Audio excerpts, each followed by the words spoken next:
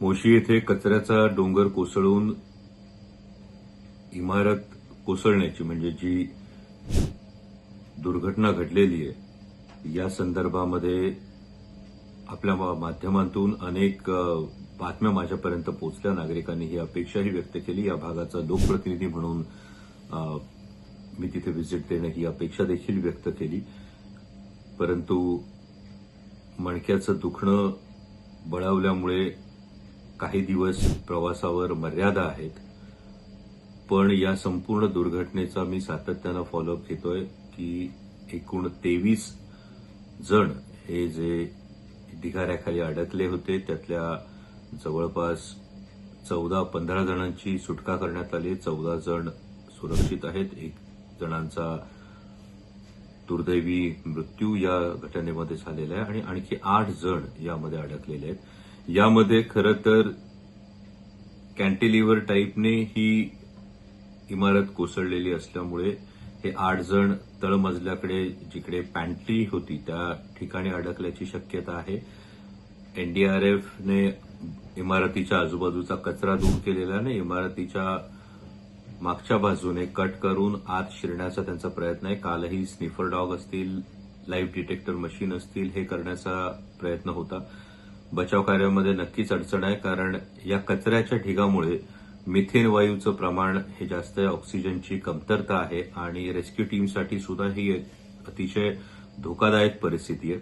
आणि असं असताना सातत्यानं हे बचाव कार्य सुरू आहे. हे 8 जण जे अडकलेले आहेत त्यांच्या सुरक्षिततेसाठी सुद्धा मी प्रार्थना करतो. पण या निमित्तानं अनेक प्रश्न जे उभे राहतात हे प्रश्न महत्वाचे हेच आहेत की जो कचऱ्याचा डोंगर होता ज्याला परमिसिबल लिमिट आपण म्हणतो ती 25 मीटरची आहे. असं असताना हा 30-35 मीटरपेक्षाही जास्त उंचीचा कचऱ्याचा डोंगर होता का? या संदर्भातला धोका माननीय आयुक्तांनी सांगितलं की फार मोठ्या प्रमाणावर पाऊस झाला. मग अशा मोठ्या प्रमाणावर पाऊस झाला तर धोका निर्माण होऊ शकतो याची कल्पना ही प्रशासनाला होती का? याचबरोबरीनं महापालिकेचे जे शहर अभियंता आहेत, जे पर्यावरण विभाग बघतात, यांची नैतिक जबाबदारी निश्चित ही होणं गरजेचं आहे. सदोष मनुष्यवधाचा गुन्हा सदर अधिकाऱ्यांवर हा व्हायलाच हवा कारण या कचरा प्रकल्पासंदर्भात एमपीसीबीने वारंवार सूचना देऊन सुद्धा पालिकेनं नेमकी काय कारवाई केली हा मुद्दा या निमित्तानं येतो. त्याचबरोबर पिंपरी चिंचवडकरांचे टॅक्सचे शेकडो हजारो कोटी रुपये बायोमायनिंगच्या प्रकल्पावर खर्च केलेले असताना नेमकं बायोमायनिंगने काय साध्य केलं याचं ऑडिट हे सुद्धा होणं गरजेचं आहे.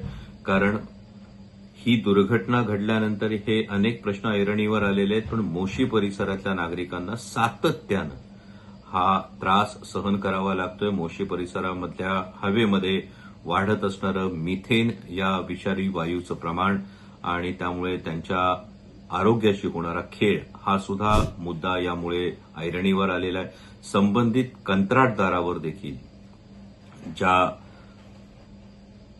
दुर्दैवी मृत्यू झालेला आहे त्या संदर्भात सदोष मनुष्यवधाचा गुन्हा हा दाखल झाला पाहिजे आणि रेस्क्यू ऑपरेशन ही आत्ता प्रायोरिटी आहे. रेस्क्यू ऑपरेशन हे निर्विघ्न हे पाडलं जावं. पण त्याचबरोबरीनं या संपूर्ण दुर्घटनेची सखोल चौकशी करण्यात यावी आणि त्यात जे कोणी जबाबदार अधिकारी असतील, या प्रकल्पाच्या संदर्भामधले जे कंत्राटदार असतील यांची जबाबदारी निश्चित करण्यात यावी ही माझी मागणी आहे. त्याच पद्धतीनं